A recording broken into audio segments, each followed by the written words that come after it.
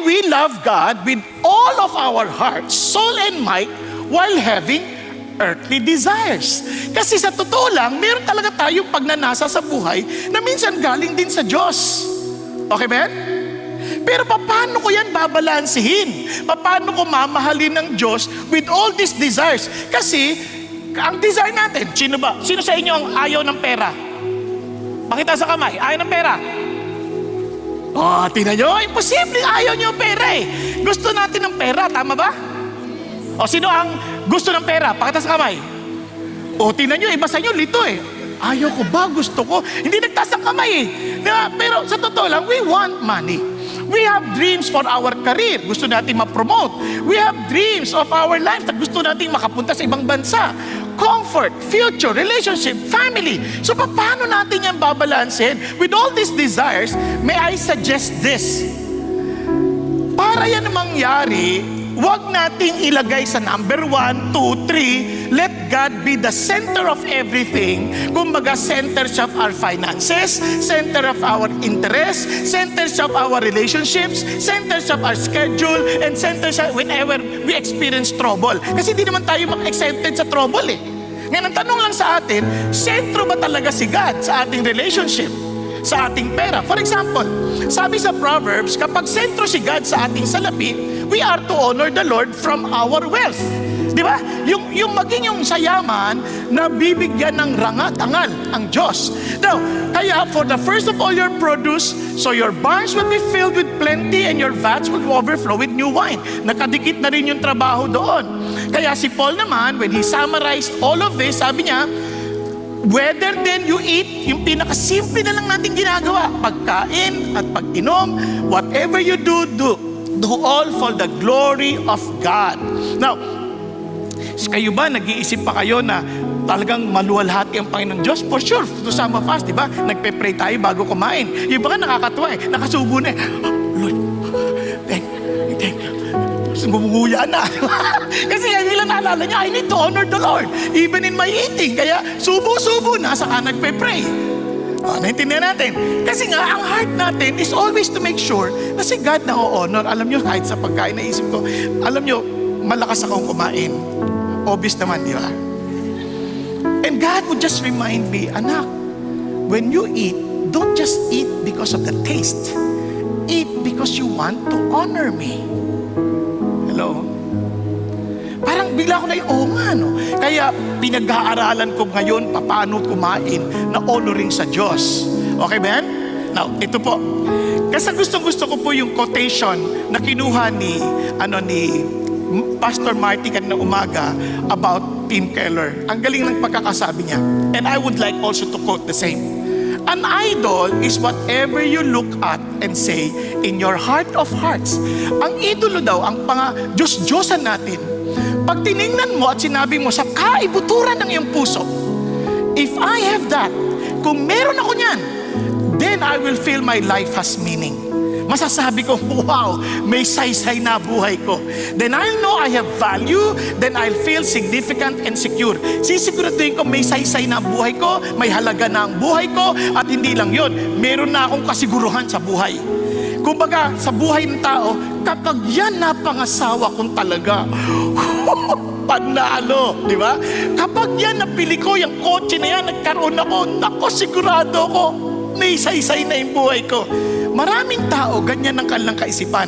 They find their security, they find their meaning somewhere else other than God. At sabi niya, yung larawan na yan, kung ating isa sa larawan, yung uri ng relationship sa bagay na yan, sabi ganon, walang ibang salita dyan kundi ang pagsamba. So whenever we find security in other things than God, yun yung ating Diyos. If we find our security sa asawa natin, yun ang ating Diyos. Kaya marami, pag iniwan ng asawa, nagwawala ng buhay. Sabi, wala na sa'yo buhay ko. Iniwan ako ng asawa ko. Kontrolado mo ba yung gagawin ng asawa mo? Hindi naman eh. Pero ang tanong, minsan pinapahintulot na rin din ng Diyos para malaman natin kung sino ang Diyos natin. Hindi ko sinasabing mabuti yun. Hindi ko sinasabing inaalaw ng Diyos ang mga masasama. Kanya, minsan, inaalaw ng Diyos para makita natin ano importante sa atin. Yung iba, napansin niyo po ba? Pag nawala ang isang bagay, kawaway kamag-anak, kahit yung mga anak, talagang parang mapapatay nila dahil nasira lang yung telebisyon. Dahil importante yung telebisyon. Alam mo ba gano'ng kamahal yan? Mag-iingat ka! Mga ganyan, di ba? Napansin niyo po yung mga ganong karanasan, ano? Yung iba po, yung reputasyon, yung pangalan. Kaya nakita ko rin yan dati sa buhay ko na ang dali kong magalit sa mga bagay na nawawala. Kasi nga, dahil galing ako sa hirap, kapag yung bagay na yung pinapahalagaan ko, akala ko pagpapahalaga lang yun. Yung pala, Diyos ko na yun, masasapak ko ibang tao eh. Sa totoo lang, kunyari sa sasakyan, naku, masukahan lang yun. Nagwawala na ako eh. Nasukahan. Ikaw naman may kasalanan, ikaw driver. Hindi ka mahusay mag-drive kaya nagsusukay mga pasahero. Di ba? Naintindihan? Nagagalit pag mayroon lang bumigay ng hangin na hindi tama. Hindi galing sa bibig, kundi sa ilalim. Ano ba yan? Nasisira yung aking air freshener. Di ba? Minsan bumibigay na. Naku ha? Sa totoo, doon mo maintindihan, teka muna, Diyos mo ba yan? Para ikaw ay mawalan na ng buhay at saysay sa buhay dahil sa nawalang ganyan. Yung iba nga, pag namala yung girlfriend or boyfriend, wala na ako saysay, hindi ko na kayang mabuhay. Ha? Ilang taon ka na? 25? Ilang years kayo mag-boyfriend? 1 year?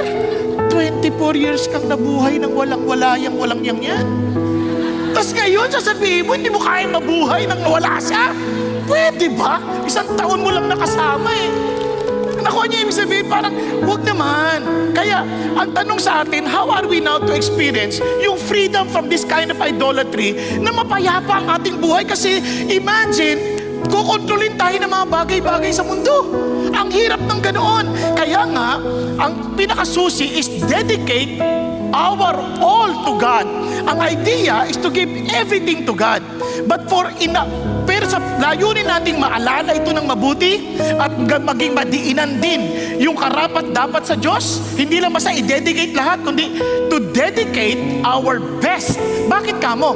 We may dedicate all, pero hindi tao sa puso, hindi bukal sa puso, hindi buong-buo ang puso. Kaya when we dedicate our best, idea natin we are to dedicate everything to God, but with all of our hearts, with all of our soul, with all of our mind. Hindi yung parang basta-basta na lamang. Kumbaga, when we come to God in worship, in prayer, todo tayo. Hindi yung, nakatamad naman ba mag-worship tayo? Pag umupo ka, talagang tumodo ka na. Hindi yung, nakakalang ba yun? Ang lamig dito, ang sarap matulog dito. Itodo mo na rin kung gusto mo yan. Para hindi ka lugi. Di ba? Kaya nga ako, lagi ko na ibibiro ito, pero hindi naman kailangan gawin dapat. Kasi sabi ko, kung maglilingkod ka sa Diyos at para sa Diyos ka, itodo mo na. Kasi kung gusto mo magwala, ayaw mo sa Diyos, itodo mo na rin para pag napunta ka sa impyerno, sulit. Hindi yung naglalaro ka sa gitna, impyerno ka pa rin, dilugi ka. Di ba? Kahit na sa pansamantalang yan, nag-enjoy ka, pero magdudusa ka lang walang hanggan. Pero when you are todo sa Diyos, para makita mo yung katotohanan ng Diyos, tumodo ka rin. Kaya nga sabi ni Jesus, if you want to follow me, take up your cross, patay ka na, todo ka. Deny yourself, then follow me.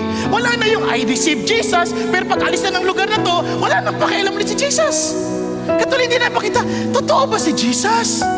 Hindi natin makita yung kapangyarihan because we're not willing to give our all. Diba? We need to be willing to step out of faith and believe that God is true in His words. Yun ang importante rito. Kaya you dedicate your best.